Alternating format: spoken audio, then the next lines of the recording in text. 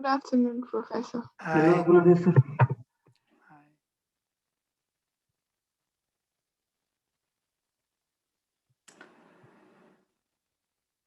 So last lecture, I introduced this new way of looking at orbits using measures, right, if you remember. So we have a metric space and we have a map of a metric space.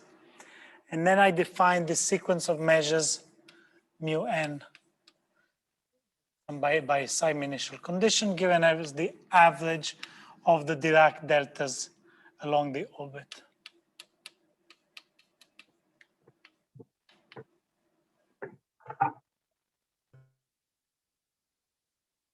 Any questions from last time? So what we were interested in was the problem of the convergence. Remember, I spent quite a bit of time last lecture. I really, most of the lecture was really just to familiarize, to get a feeling for what this means, because it's quite subtle. So I encourage you to think carefully about the things I discussed last time, just to get a better idea of what it means. In particular, I talked about the fact that this sequence of probability measures may not converge to some probability measure. If it does not converge, it is in some sense a counterintuitive situation. And then I described therefore the fact that our goal is to perhaps show that in most dynamical systems this does converge, and perhaps there might be many initial conditions, or almost every initial condition, or many initial conditions may converge to the same measure. So we're interested in the problem of this convergence, right? Does this converge to some measure? This kind of the problem. And it's a difficult problem if we tackle it just by looking at specific orbits. As we saw last time, we can easily construct, in some cases, like in 10x mod 1, we can easily construct orbits in which this does not converge. And if it does converge, it's not clear what it should converge to necessarily. So the approach we're going to take, which turns out to be a very useful approach, is going to be to start by noticing that if this sequence converges to a measure mu, then mu has some very special properties. So in some sense, we're going to say, okay, which kind of measures mu can be the limit of some sequence? We're going to approach the problem in some sense from the opposite direction. Rather than starting with an initial condition and asking whether it converges, we're going to look at which kind of measures can this converge to. And so we're going to prove a theorem,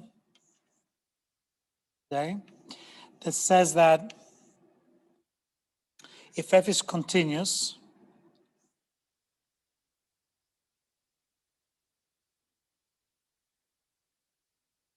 so if f is continuous,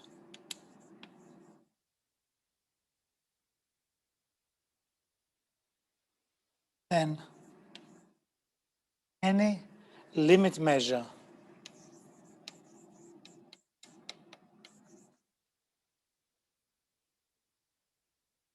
mu of the sequence of this sequence, right, for any initial condition, has a property that we call F invariant, which I will define in a moment. So this measure mu has the property of being F invariant, and what this means is that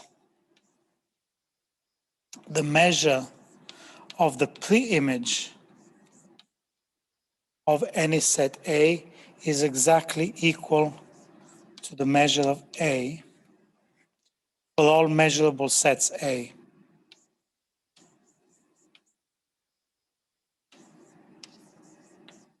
So since we're in a metric space, we we will be talking about the Borel sigma algebras and Borel measures always.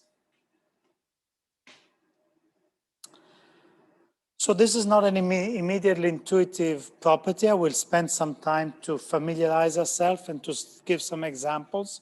But what I want to emphasize here, first of all, is that this gives you a condition that needs to be satisfied by a measure if this measure is going to be some limit point of this. And therefore, we're going to, if we're looking for measures to which this can converge to, even more if we're looking for physical measures to which lots of points converge to, then it is natural to look at invariant measures, because if this is going to converge, it's going to be an invariant measure, okay? So the natural question also that would come from here, okay, can we also go backwards, right? Our original problem was, what does this converge to? So in some sense, ideally, what would be nice to say is, okay, if I have certain properties on a measure, then there are points that converge to this, okay? And indeed, we will, between this lecture and the next lecture, we will be able to arrive at a very powerful statement that gives us conditions on the measure. It's a little bit more than invariant. We need invariant plus some other conditions, but this will guarantee that, that there exist some points whose averages, whose Dirac delta averages converge to mu. And we will even get some conditions to show in some cases this invariant measure is actually a physical measure as well. Okay, so this is the path, the approach we're going to take. But the first motivation for this definition is that this is a property shared by these, all the limit measures. So we should start with some examples to try to get a feeling of what this means.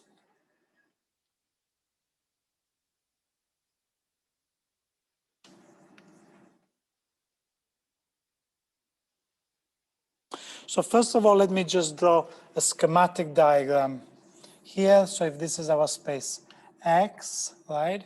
So we have a measure. We have a measure on our space, some probability measure. Remember, this is our kilogram of sand that is somehow distributed in this way. It can be either sitting on a single point, or it can be Lebesgue measure on the interval or the real line, whatever. It can be spread out in some way. So what we're saying, and then we have a map. So we have a map here, f from x to x, and then we have a measure. Right? Now we take a set A, and then we look at the pre-image of A. So I think I mentioned at the beginning, if not, I will mention it now, that this notation does not necessarily imply that f is invertible, right? So even if f is not invertible, what I mean by f minus 1 of A is simply the set of pre-images. This is the set of points x in X, such that f of x belongs to A, right? So the map might not be invertible, but certainly A has some pre-images, so some points that map to A. F minus 1 of A is some set. So under F, all these points map to A. And this condition says that the measure of the pre-images should be equal to the measure of A.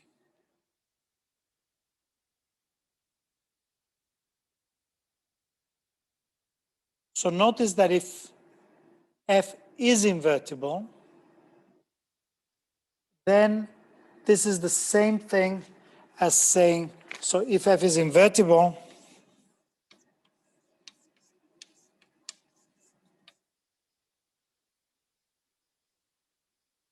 we could write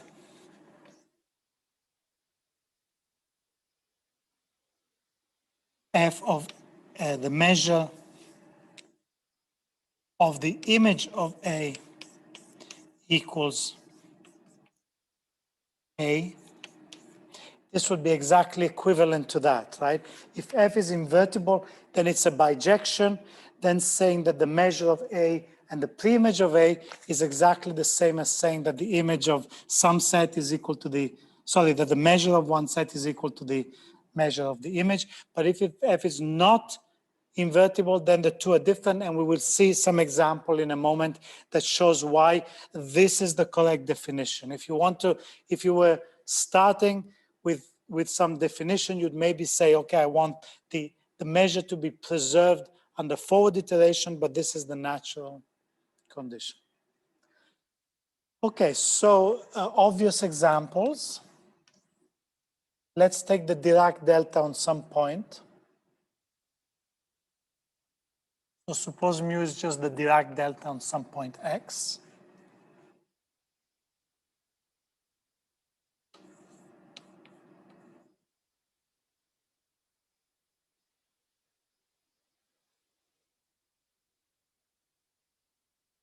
So is this measure invariant? We have some map.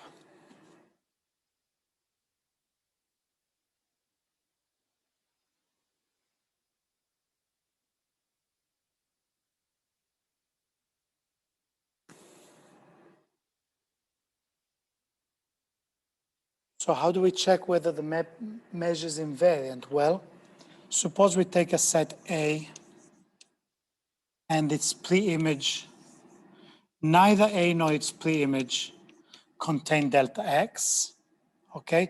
Then in this case, we have that the measure of A is equal to 0, and the measure of F minus 1 of A is equal to 0. So this is not a problem. But suppose that the measure of A, suppose that the set A does not contain X, and suppose that the measure, that this set, sorry, the set F minus 1 of A contains X. X must be a fixed point. That's right, that's right. So if this happened, okay, then this measure would not be invariant, okay? And this would mean that the image of X lies in here, right? So, whereas if as Milmukshin says, if X is a fixed point, then this picture cannot happen, right? So if X equals P is a fixed point, then you can easily show, right, that if you take a set A that does not contain a fixed point, so if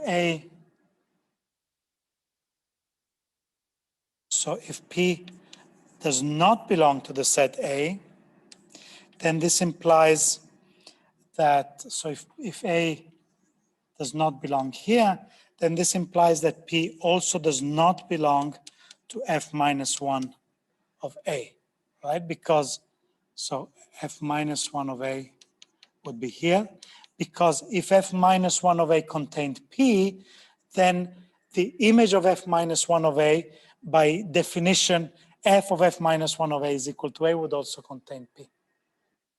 Okay, so this looking at all these all these cases carefully is something that is better that you do at home.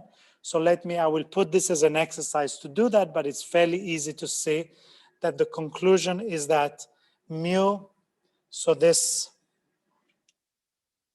mu equals delta of x is invariant if and only if x is a fixed point.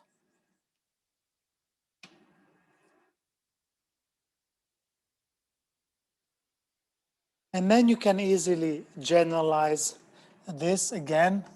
And again, I will not do the whole argument because it's best really that you think about it carefully. If you have a periodic orbit, P1, P2, P3, okay, then if you have a periodic orbit, so if you have P is equal to P1 up to Pk, okay, periodic orbit with minimal period k, then you can see that you can define a measure mu, which gives exactly measure 1 over k delta P1 plus 1 over k delta Pk, right? So you put equal amounts of measure on each one, and then this is periodic. This is a invariant. Whereas if you put a measure that is sitting where you put like half the measure on one point and then you distribute the measure in not equal ways, then it will not be invariant. Because of course, the pre-images of these periodic points are each other. Okay, so when you take the pre-image of some set, if this set is just one point of the periodic orbit itself, then its pre-image must have the same measure as that point, and so on. Okay, so you get an invariant measure on this periodic point.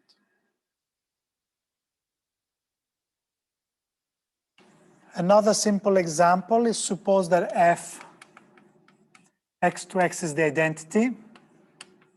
Okay, remember this is always a good example. So what measures are invariant for the identity map? For the identity map, we have that f minus 1 of a is always equal to a. Right? It's the identity map. So the identity map is also the inverse of the identity map is also the identity map. So every set is invariant. This actual set is invariant. So every measure is invariant, right? Because it doesn't matter what measure you put on here. You take here, you take our set X, we take some measure, we take a set A, this A will have some measure.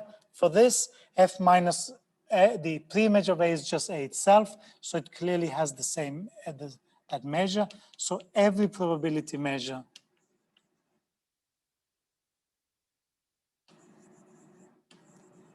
on X is F invariant. In this case, kind of trivial.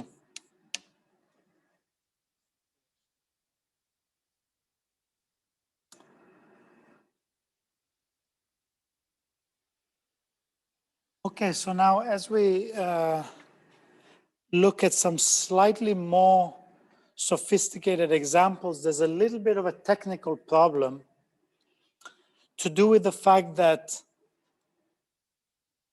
so what I want to look at is the map. Let's look at our favorite map, f of x equals kx mod 1,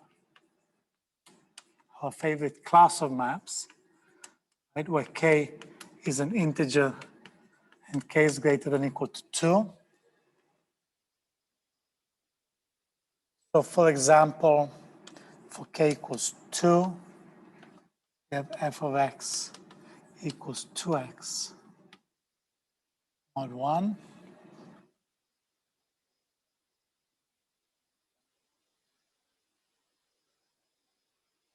Now in this case, it's useful to draw the graph.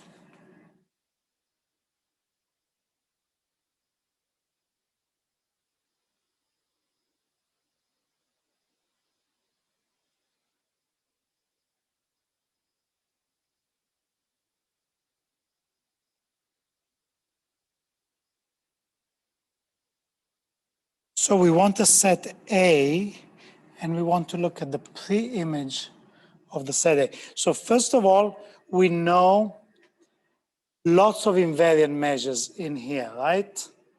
So there's lots of invariant measures we immediately know that are here. Which invariant measures exist in this system?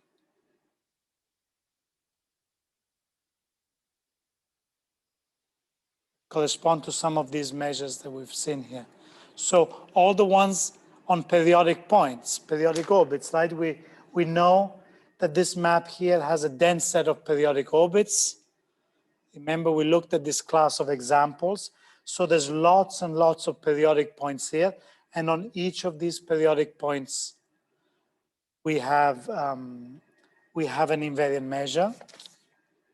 But also, we will show that Lebesgue measure is also invariant for this.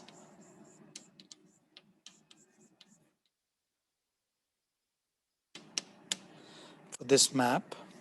Indeed, of course, if you take a set A,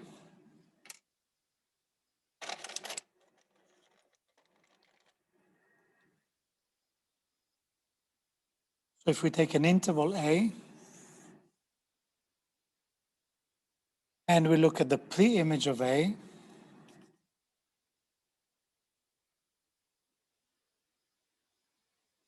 the pre-image has two components.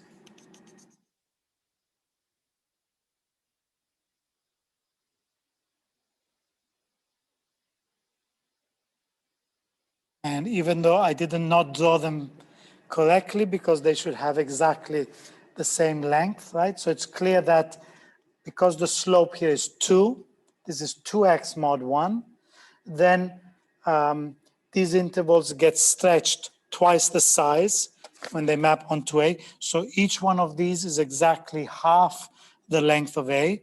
And so the union of the two has exactly the same length of A.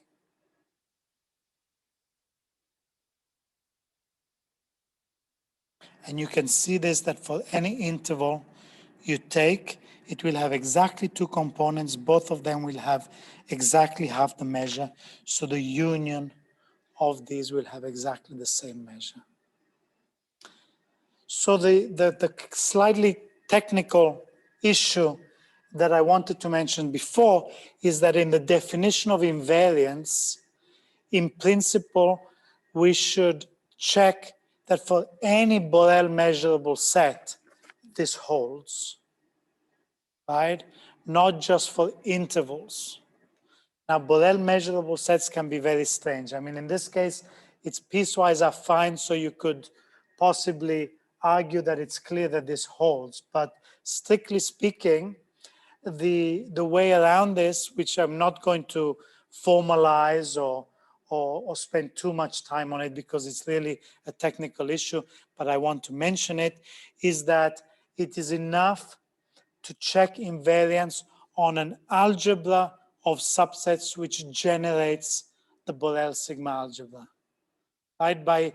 I don't know if you did in the real analysis course, you did the Kolmogorov extension theorem. I'm sure Milmokshin knows it in his sleep, right? But if the measures are uniquely defined by their values on the algebra that generates the sigma algebra. In the case of intervals, this means that if you have a measure and you know the value of that measure on all subintervals on 0, 1, then that uniquely defines the measure. Okay, and it's possible to show that this means that if you check invariance for intervals, then this implies invariance for all measurable sets. Okay, it's a small technical point, but it's worth mentioning, although we don't need to go into the details of it. So this to explain how you can, it is sufficient in this and in other cases to check the invariance for intervals. Okay, so this is an interesting example in which we have many invariant measures. So the other ones that I did is just fixed points, periodic points in a general setting. This is the first actual particular examples. We also have, perhaps I should have, I forgot, maybe I wanted to do that example first. For circle rotations,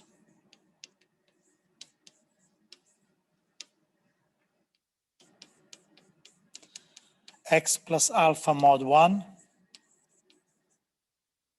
right? Remember circle rotations. Then for circle rotations, we have here the circle. This is just a translation. Remember, x goes to x plus alpha. So this is a translation or rotation of the circle. And also here, it's easy to see. If you remember, we had two different cases. When alpha is rational, then every point is either fixed or periodic. Every point is periodic. So we have all these measures on the periodic orbits. But we also have Lebesgue measure is also invariant in this case, clearly, right? Because this is an invertible map. If you take a set A here and you translate it backwards to f minus 1 of A is just the rotation of this arc. So clearly the measure of f minus 1 of A is equal to the measure of A. And again, we can check on the intervals and we get that Lebesgue measure is invariant.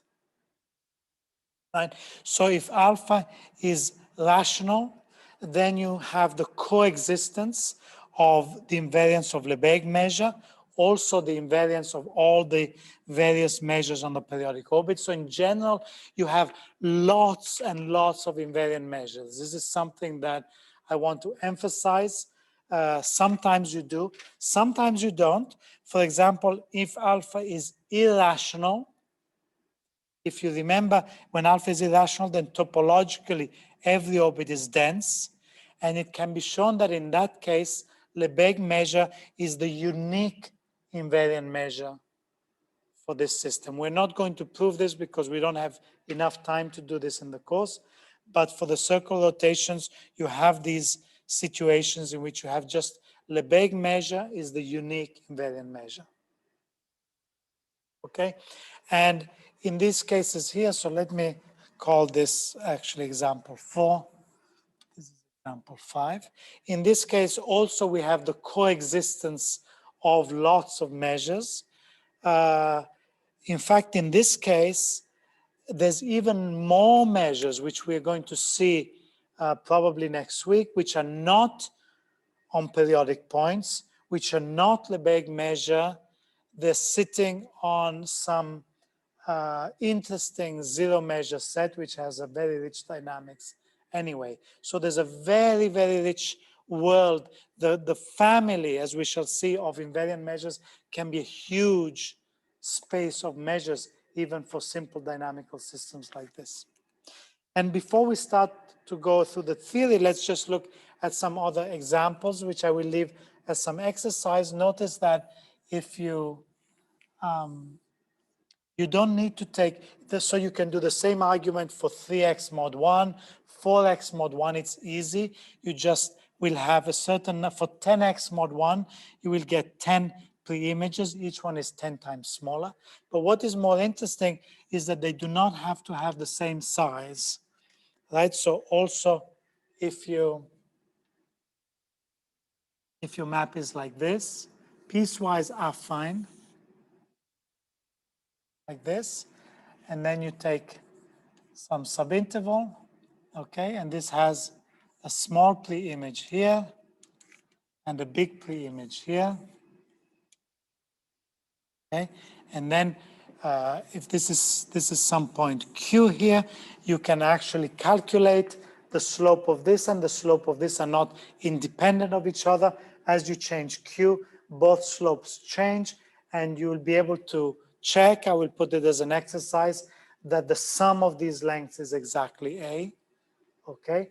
And not only that, but even if you have an infinite branch piecewise affine map, Lebesgue measure is still invariant even for that infinite piecewise affine full branch map. Okay, that requires a little step, a little thinking more, but it's a very interesting result. Okay, so this gives our first set of examples of invariant measures. So now let's start working towards our theorem, right? Our theorem is that we want to show that if you have if f is continuous and the measure mu arises this limit, then it satisfies this invariance property. So how are we going to do that?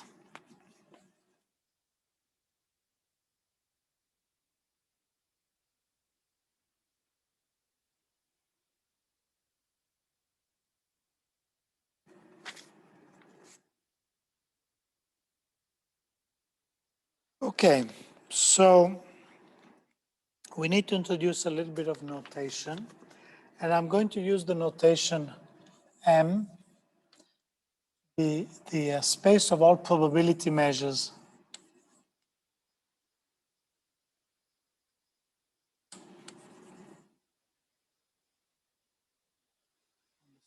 X. Then I'm going to use this notation MF, be the space of all measures in M, which are F invariant. Okay, so this is clearly a subset of this.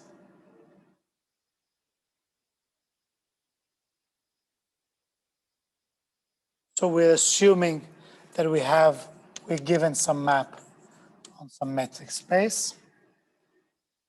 So we don't know whether this is non-empty even or not. Right? We know that this is non-empty. Why do we know that the set of probability measures is non-empty? Just Dirac measure is also just delta X.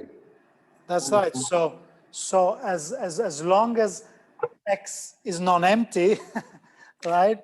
So as long as X is non-empty, as long as it contains at least one point, you can always define the Dirac delta measure on that point.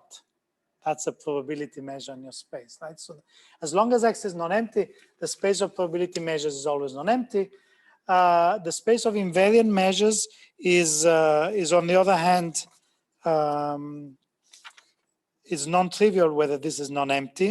In fact, we shall see an example in a second where it may be empty. I'm not sure whether to give you this example now. So.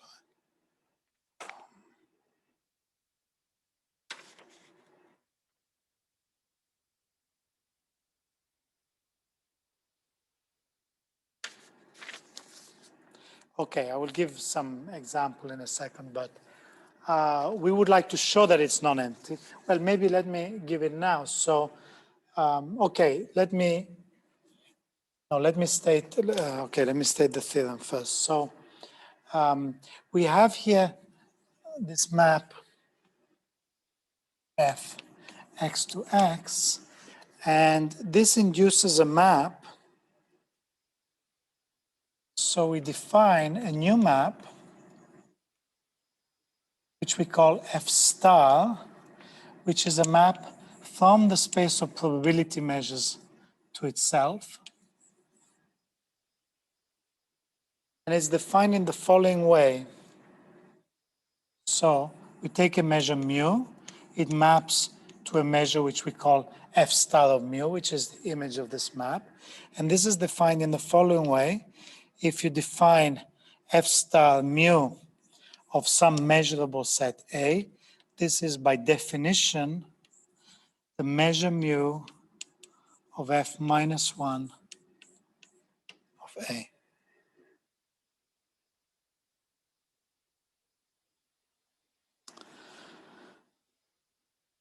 This is called the f star, it's called, so f star mu is called the push forward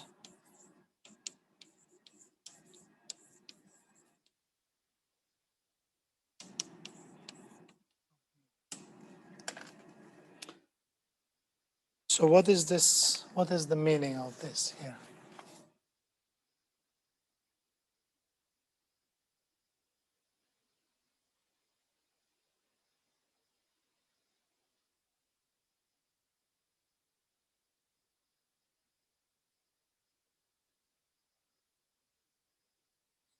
We have our space X. We have our map F. We have a measure mu that gives measure to every Borel subset of this. Now, we're not worried about whether mu is invariant or not. We're just now defining, use this map, we're going to define a new measure, which says the following. We will take a set A. Okay? We know what the mu measure of the set A, but we not care about that. We want to define what it means, what the measure of A is under this new measure. And the way what I do is I look at the pre-image of A under F, and I look at the measure mu of this pre-image, and I define that value to be the measure of the set A for this new measure. Okay, it's not a completely intuitive process, but it has a very interesting feature we will see, and that if S is invariant, so notice that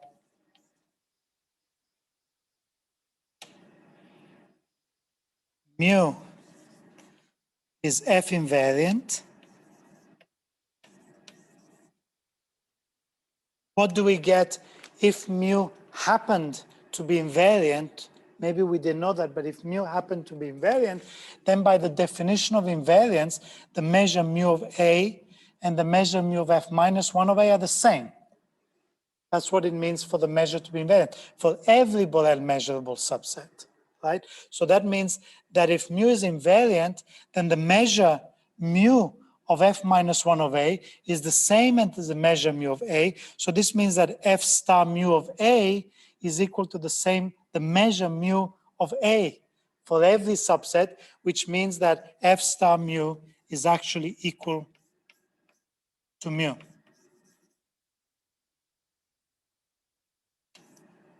If and only if, right? This is equivalent.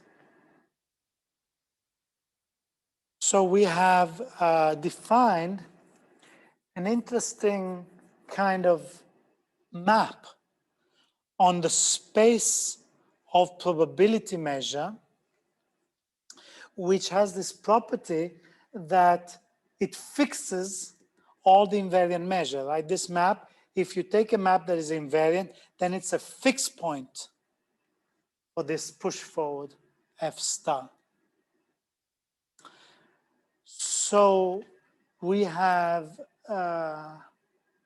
in some sense, we have reduced the problem of finding invariant measures to the problem of finding a fixed point for this map from the space of measures to itself. Now, when I say it this way, it will be tempting. As you know, there are many so-called fixed point theorems. There are many theorems that give you conditions for when you have a fixed point, but like the contraction mapping theorem, right? So a lot of these theorems need particular structures either on the space or on the map.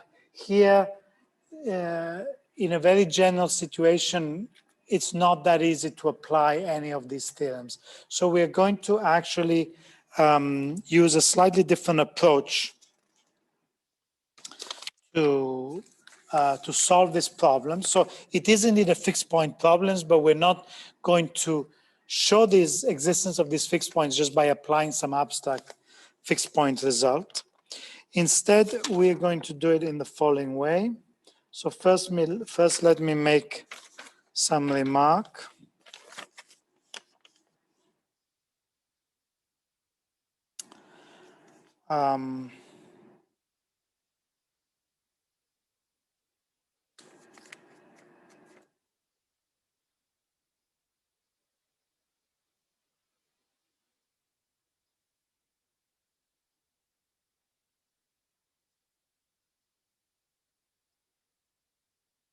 So we're going to do this. So now we're going to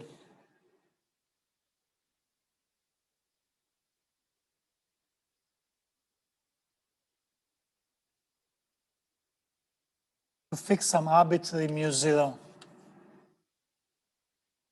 the space of probability measures, then define sequence of measures mu n, which are the averages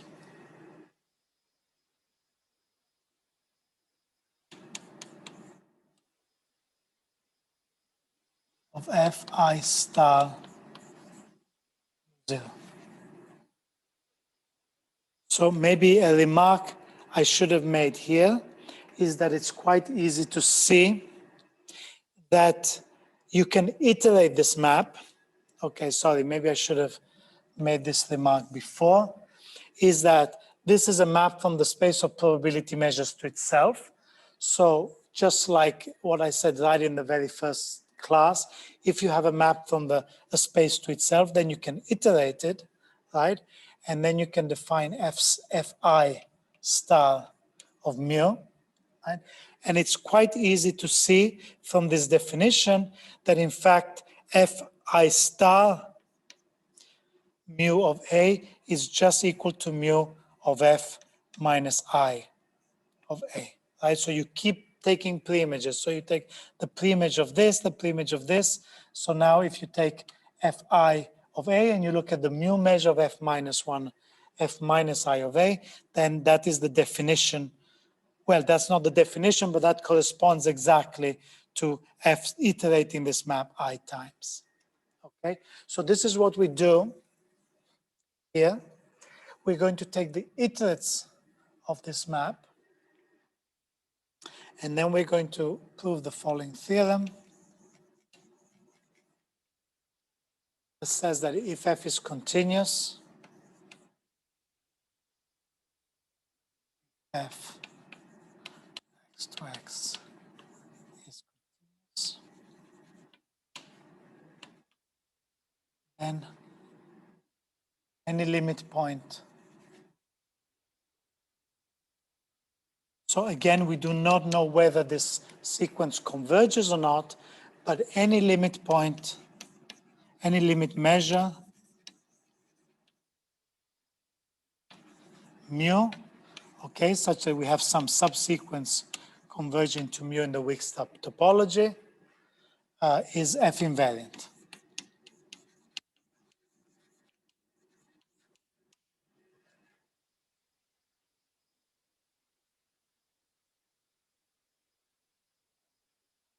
So now this is a generalization of the theorem that I wrote right at the beginning, right?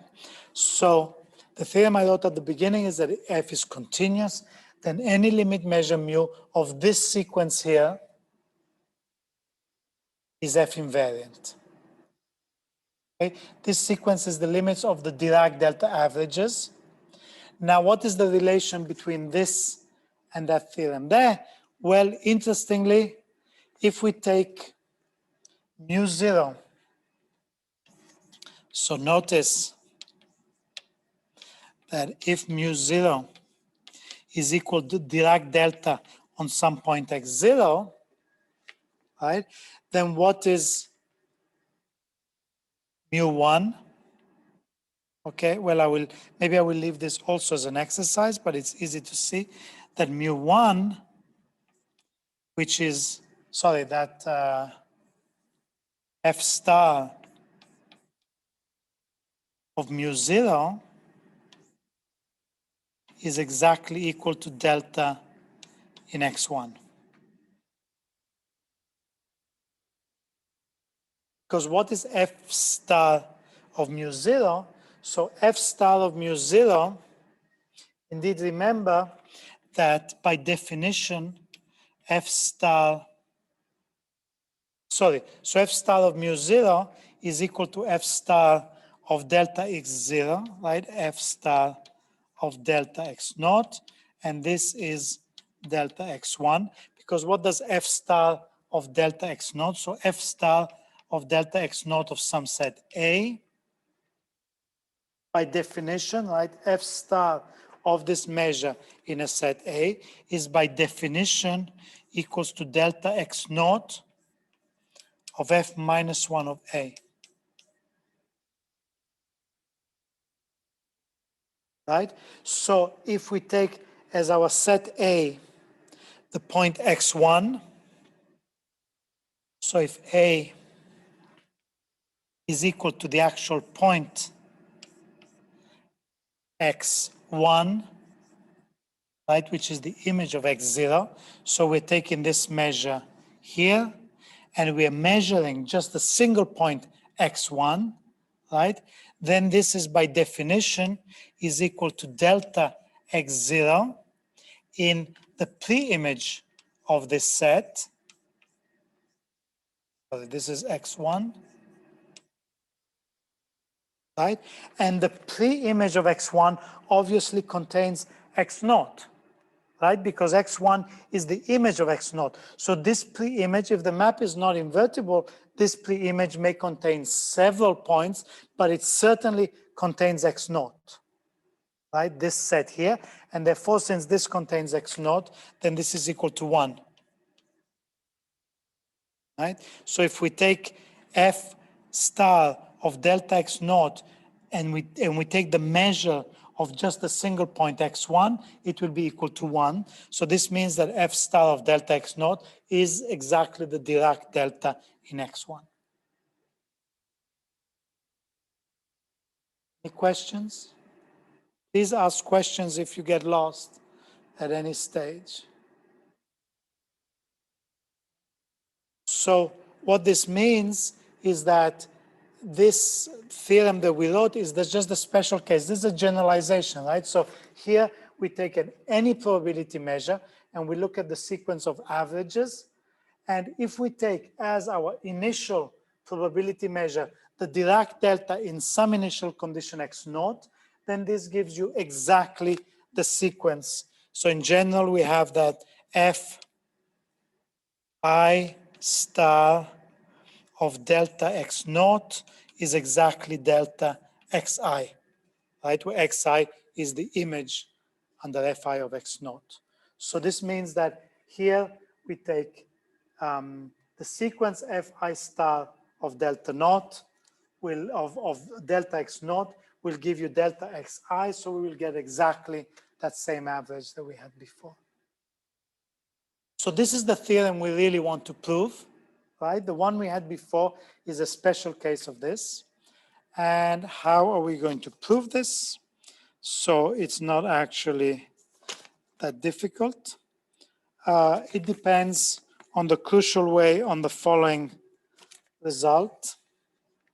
Yes, so first I promised that I would say what happened if f is not continuous, then okay, wait, so here it says that any limit measure is invariant. Yes, so this holds, this does not hold if f is not continuous.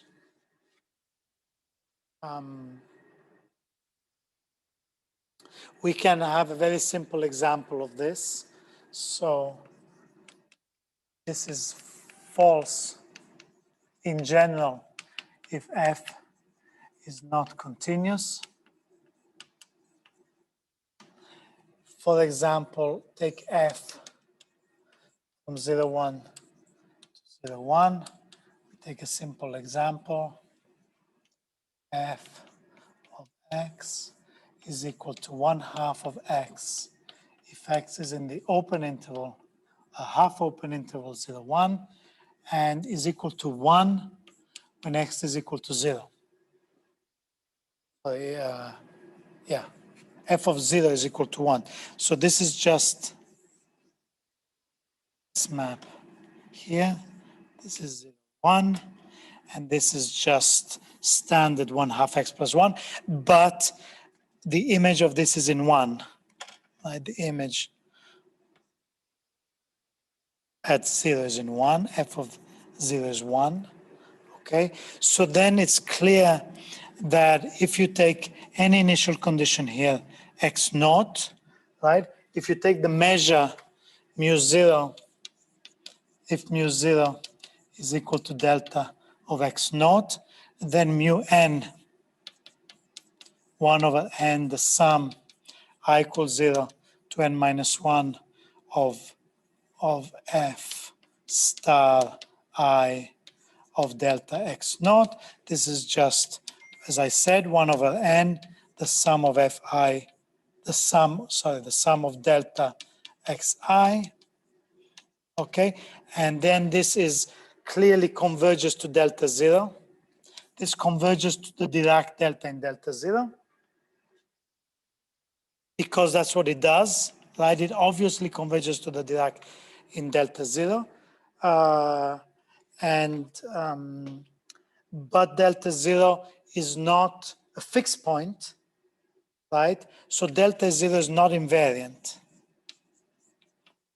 Delta 0 is not invariant.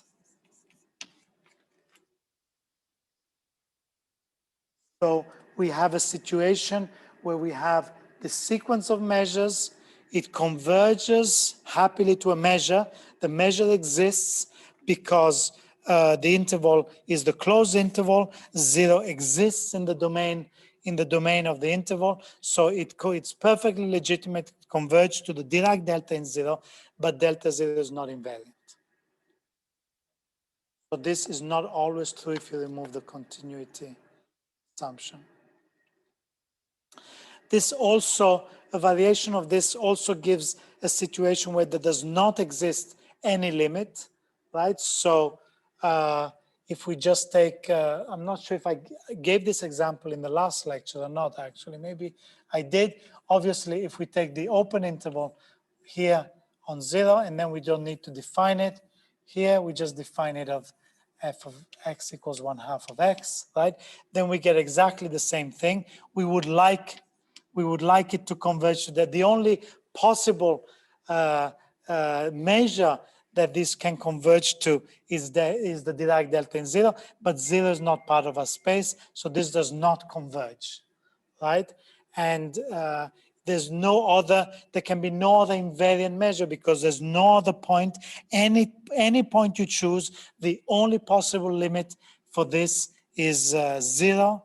And so this is also an example where there are no invariant measures, right? So this is an example in which we have no invariant measures.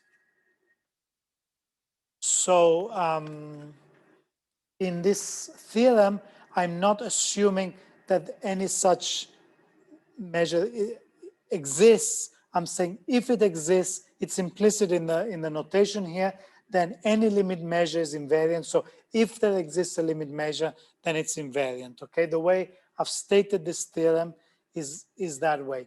I hope towards the end of the class, it's quite easy. It follows that if X is compact, then there always exists some limit measure. But in this statement, I'm not assuming anything about the compactness of X, and therefore it's just if there exists a limit measure, then it must be invariant.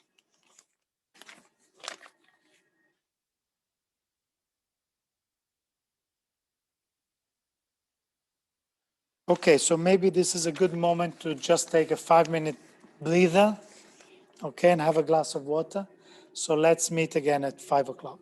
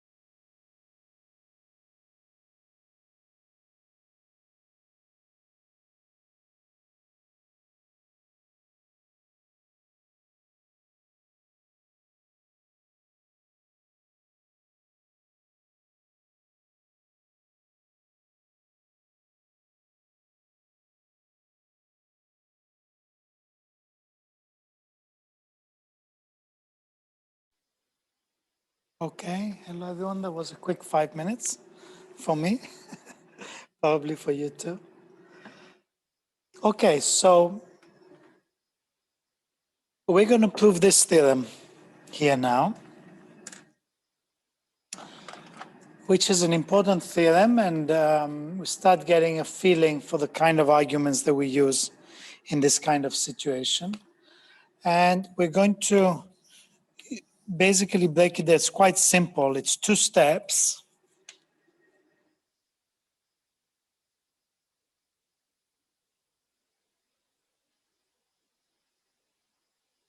So by assumption, we have this condition here, right? So by assumption, we have some limit point converges to some measure mu. And we're going to show 2 steps. So we will show 2 steps. One of them, the first one, is that if we now take the sequence f star of mu and j, so we look at this sequence here, right? So here we have the space of measures. This is the space of measures. This is a sequence mu and j converging to mu. We want to show that mu is a fixed point, right? Because we want to show that f is invariant. So we're going to consider the pre-images, the images f star mu and j. And we're going to show that this sequence also converges to mu. So we're going to show that if you take this sequence, this new sequence that you get by applying f star to mu and j, it also converges to mu. That is not enough, but if we show that also f star is continuous, f star has a map from the space of measures to space of measure is continuous, okay? And then if you combine these 2 properties, so the fact that it's continuous means that f star, so it means that f star of mu and j and I and j converges to f star of mu, right? Actually, this is the continuity. The continuity, you apply the continuity to the sequence. So we're taking the sequence here by this continuity. So maybe I should have written it as a consequence of this. So this implies that f star mu and j converges to f star of mu, right? And therefore, putting these 2 together, we get that mu is equal to f star of mu, which is the invariance. Okay, so 2 simple steps, continuity of the measure, and this is the step in which we use, in a crucial way, the continuity of f to show that this push forward is actually continuous in the space of measures. And then this here is a simple calculation. So let's do number 1 first. So number 1 is really just a straightforward calculation. I will do a short version of it just to get some ideas. So here we take f star of mu and j. And this here is just equal to f star. So mu and j, by definition, is 1 over n, the sum of f star I of mu 0, I equals 0 to n minus 1, okay? And then it is easy to check that this is kind of linear in the sum so that you can bring this inside. So this is just 1 over n times the sum I equals 0 to n minus 1. I think NJ, it was Sorry? NJ. NJ. Ah, yes, thank you. Thank you, emotion. This is NJ. And this is NJ also. Thank you, yes. J, J minus 1, Fi plus 1 star of mu 0. Right? So these are all F star I. When you apply F star to the sum of these terms up to time nj, then it's just like applying F star I plus 1, okay, because you iterate this star. And then the way we are going to decompose this is we're going to write this as,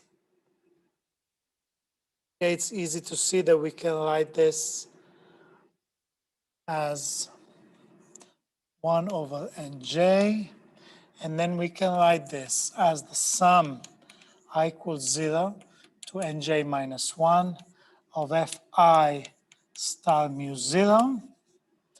But then what we're missing is we have a, okay, you can check, you can do the calculation, but what we've got in this sum, we've got a mu 0 too much, so we subtract mu 0, and then we're missing an F star and J of mu 0.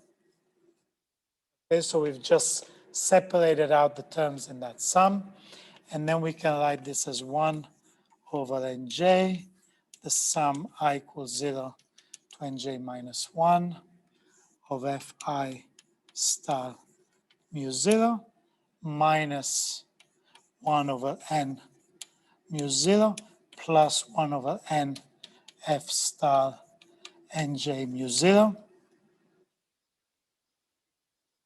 And now, as n goes to infinity, as nj goes to infinity, right, this is equal to mu nj, 1 over n, so this is exactly mu nj minus 1 over n mu 0 plus 1 over n F star nj mu 0.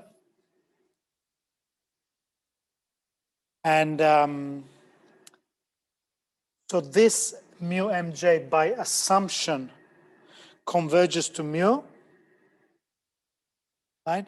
And so this is a probability measure, right? This is a sequence of probability measures, and it converges. So the weighting of these goes to 0 because this is a probability measure. This is a probability measure, but we are dividing by n each of these measures. So as n goes to infinity, the mass associated to this is going to 0.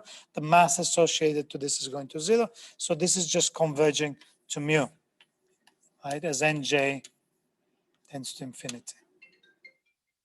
Sorry.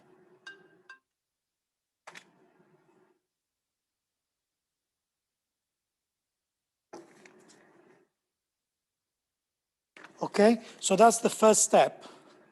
So it's just a calculation, really. We've not used anything but the form of the sequence. So we've used, in an important way, the fact that we've defined this particular averages in this way, and it shows that when you take F star of the sequence, you actually converge to exactly the same measure as before. Okay, and then the next point is the continuity, and I will just do a little piece of this. So let's write this as a proposition because this is a general fact. Proposition: if f x to x is continuous, then f star from m to m is also continuous. And this depends on a general lemma which does not actually use any continuity. This is just a general fact. So this holds for any measurable. This holds in any case when this is measurable. We have then for all L1 functions of mu, we have that the integral, so the integral of phi, respect to the measure f star mu, exactly the same as the integral of phi composed with f with respect to the measure mu.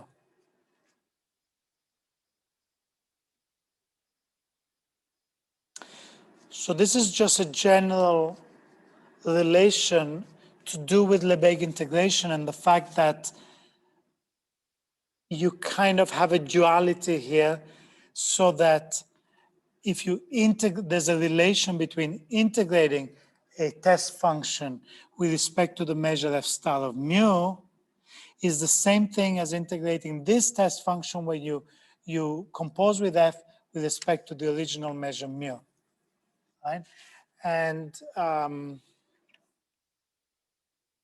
let me show it for characteristic functions first, and then there's a standard argument to, which is in the notes, to place it to L1 functions. But for if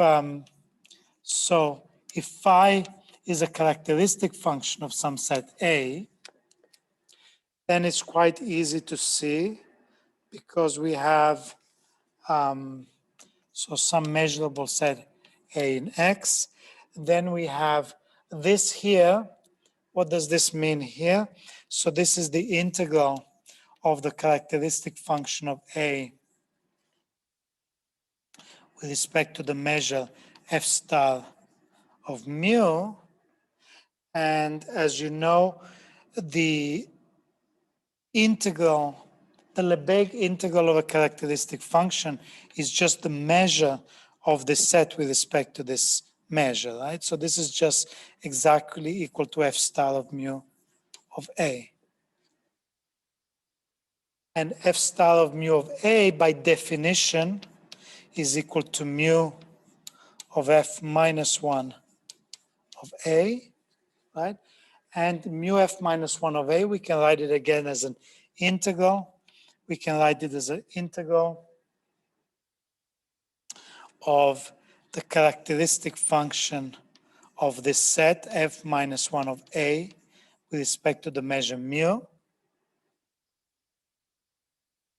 And what does the characteristic, if you think about what this means, the characteristic function of f minus 1 of A is 1 at all the points x which belong to f minus 1 of A, which means all the points x whose images belong to A. So this is exactly equal to the integral of the characteristic function of A composed with f d mu. Right? If you think about it a little bit, then this integrating this characteristic function is exactly the same as composing the characteristic function of A with f. Okay, which is exactly this statement here in the particular case in which phi is the characteristic function of a set. So then there's just a general approximation argument. Extend, I will not write it here as a technical argument, but it's in the notes. Extend to L1 functions by approximation arguments.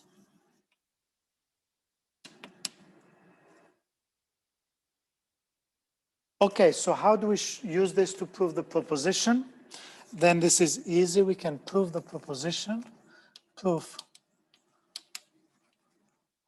position is just now we take, so we want to show that f star is continuous. So how do we show that f star is continuous? Suppose let some sequence, take any sequence converging to some other sequence in M. Okay, to show that it's continuous, we need to show that f star of mu n converges to f star of mu. Then for all continuous functions, for all phi continuous, we have, so this statement is for all phi in L1, but in particular for all phi continuous, we have the integral of phi d of f star mu is equal. Okay, so we apply now this lemma here.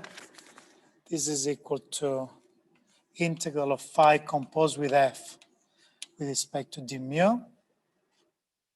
And now this is where we use the continuity of both phi and, f star d mu n. I'm taking I want to take this in one of these, in each of these measures here, right? So for every n, for all n, I have that this is true. This is mu n, right? So I'm just applying the lemma.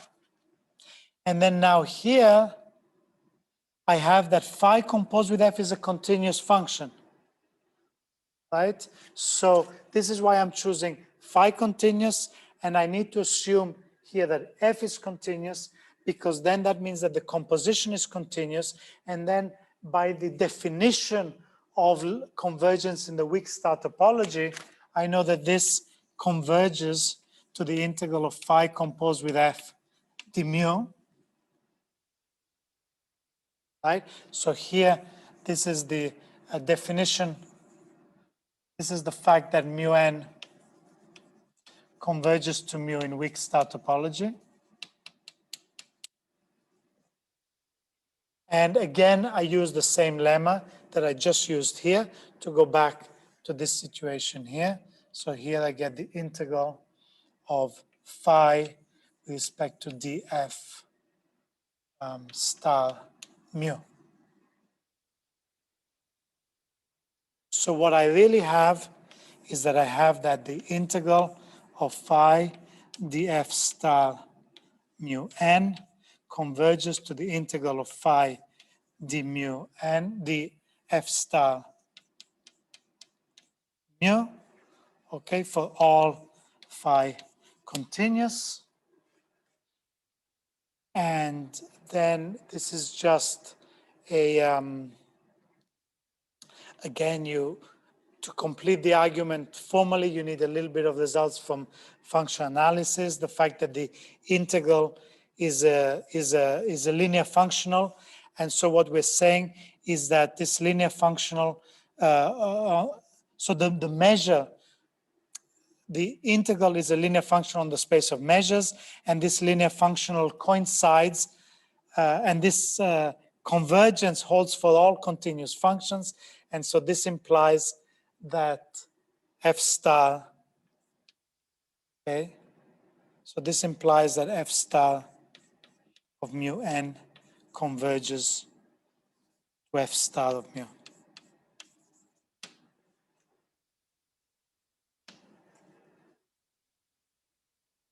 So we've assumed that mu n converges to mu, and we conclude that f star of mu n converges to f star of mu, which is the definition of continuity.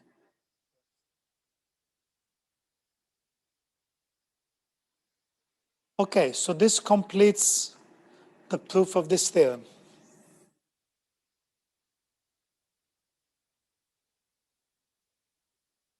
Because we've shown both of these conditions, we've shown that f star mu nj converges to mu. We've shown that f star is continuous, which means that f star of mu nj converges to f star of mu, and therefore this implies that mu is equal to f star of mu. So we show this theorem, that any limit measure of this sequence is f invariant. So this is the main theorem of today. I just want to finish, however, with a couple of kind of further properties about the space of invariant measure, and also with the condition that is going to guarantee us that this space is indeed non-empty.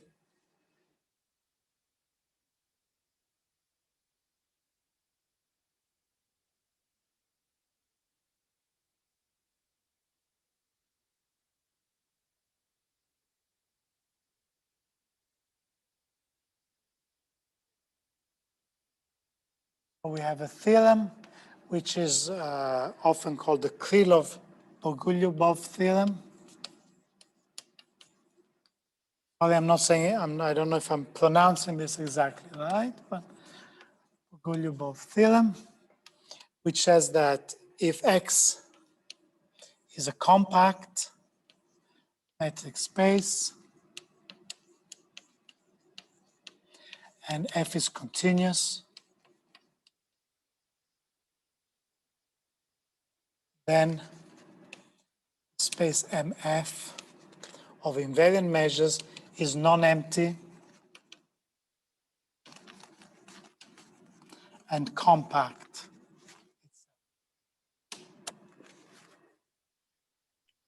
In which topology is it? It is compact. Weak Always weak star topology. In weak star. But in weak star, we have general result, Banach-Alaoglu. If we can show it's closed, then clearly it's compact. Exactly, but what the Banach-Alaoglu theorem says is that the space of probability measures is compact. Yes. But this is the space of invariant probability measures. Yes, showing closedness is enough. It's basically a consequence of that, but it is crucially so. First of all, the non-emptiness follows exactly as you say from that. So by this general result, by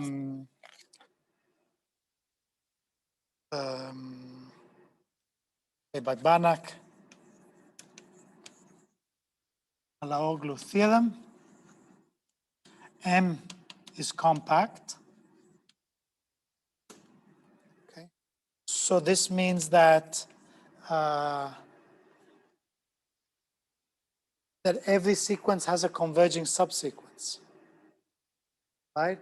Which means that we have an invariant measure, right? So this is really the key theorem. I mean, this is, of course, this sits on deep theorems of function analysis, but by the compactness, this implies that every sequence, so that the sequence mu n has a converging subsequence.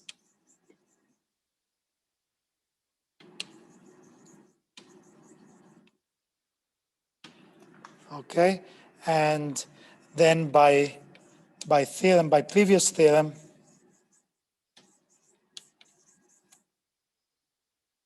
exists a limit point, a limit measure mu, which is invariant. That shows it's non-empty. And the compactness, so I'm not sure if you can deduce the compactness of the invariant measures by a general theorem. To show the compactness, we can use this simple lemma. So let me write it here.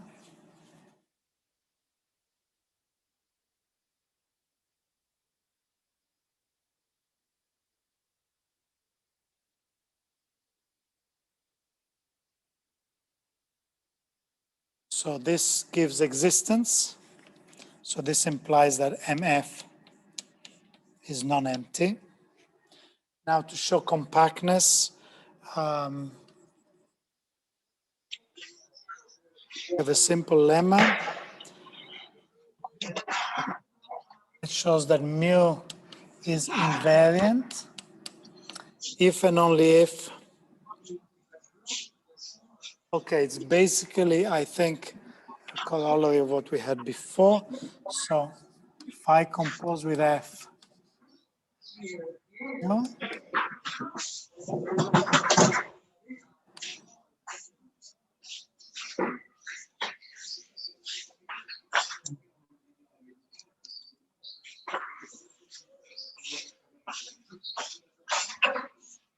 so one direction of this is obvious from what we had before, right? Because if phi is invariant, okay, then we have that phi composed with mu.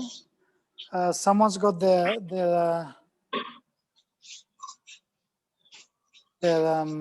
microphone not muted. It's a bit of background noise. So you can see that one direction is obvious, because if mu is invariant, right? Then the previous lemma says that phi composed with f d mu is equal to phi d f star mu. But if it's invariant, f star mu is equal to mu. So we have this, okay? The other direction is not completely trivial, but so this direction follows by previous, this direction follows by previous position. And to prove this direction, we have that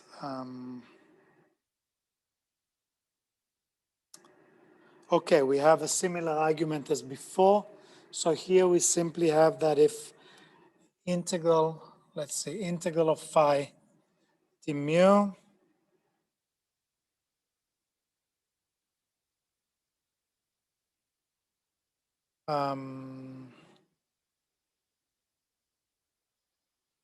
is equal to the integral,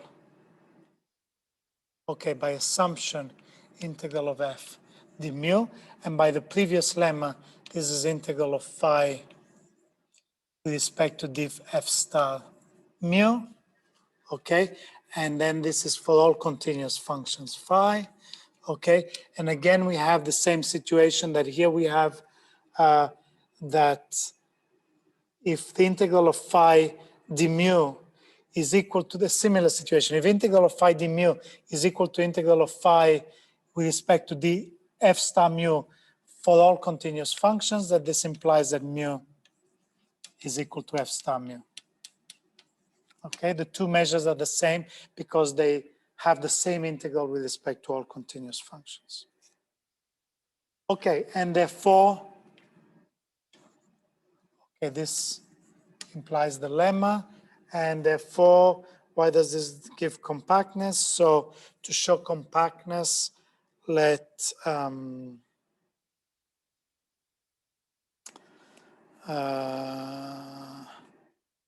yes, so let mu n be a sequence in MF and mu n converging to some measure in M, right? So we want to show that this implies that mu is actually invariant, right? So we have a sequence of measures which are invariant. They converge to some probability measure, right? We need to show that it's invariant. So we have that for any continuous function, so by the lemma before, so for all phi continuous, these things are really better that you do them on your own actually rather than, but anyway, f composed with phi d mu is, yes, is by definition by this convergence here. Since this is continuous, this is equal to the limit of integral of f composed with phi d mu n, and this is equal to the limit of okay, because each mu n is continuous, then we can apply this lemma. So this is the lemma. This is just says that this is the same as phi in d mu n, and therefore this limit by the assumption, this converges to mu. Okay, so we have that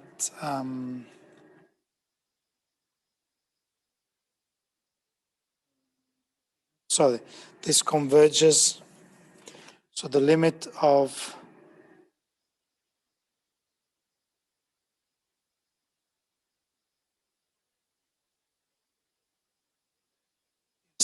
this limit of these integrals is equal to the integral of phi d mu. Sorry, that's what I meant. Okay. And so this means, again, using this lemma, this means that mu is, this means that mu is invariant. So this means that that mu is invariant.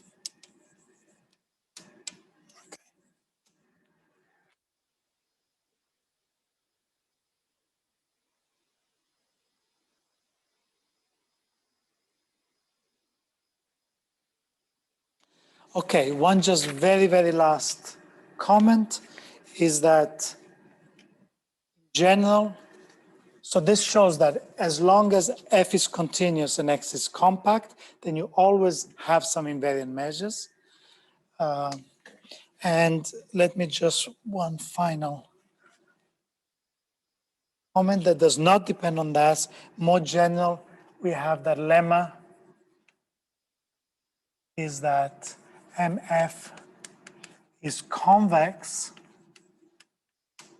Okay, so in other words, if mu and nu are invariant measures, this implies that T mu plus 1 minus T nu is also this linear combination of measures is invariant. I will leave this as an exercise, but this does not require the assumptions of the Krill-Borgulubov theorem. This is just a general fact.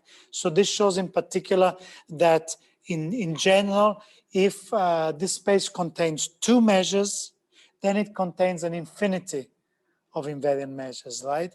So really you have a kind of extreme situations where either you just have a system that has a unique invariant measure, like if you have a contraction mapping, then it's just at the delta Dirac at a fixed point, or if you have these irrational circle rotations. But as soon as you have at least two invariant measures, you must have an uncountable infinity of invariant measures, because you can always take all these convex combinations. Okay, this is a very simple exercise, and I will put it in the exercise sheets to do that. Okay, so this is the kind of structure of the set of what we've done today has been to look at we've introduced the concept of invariant measure, and we looked at the structure of the space of invariant measures inside the space of probability measures, right? And we've seen that these invariant measures arise as limits of those averages. That's the most important result of today. And a particular application of that result is that if X is compact and F is continuous, then you always have some invariant measure. We will see, however, that even if we have discontinuous systems, in many, many cases, we still have that this is non-invariant. So this is a general result. And as we saw from this result, if you relax the compactness or the continuity, this might not be true, but in many cases in which X is not compact or the map is not continuous, the conclusions are still actually true. Okay, this is just a general result. Okay, so what we're going to do tomorrow is we're going to study more in detail the properties of invariant measure, and we're moving towards the fact that if you have an invariant measure, the converse of the results we proved today, which is that if you have an invariant measure, then you have many points whose averages, whose Dirac averages converge to that invariant measure, which turns out to be the real deeper motivation for an interest in this concept. Okay, thank you very much for today. Have a very good weekend. It's Easter weekend. I'm not sure what you're going to do about that. I'm not going to do much. You too. Okay, bye. Have a good weekend. Bye. Bye. Bye.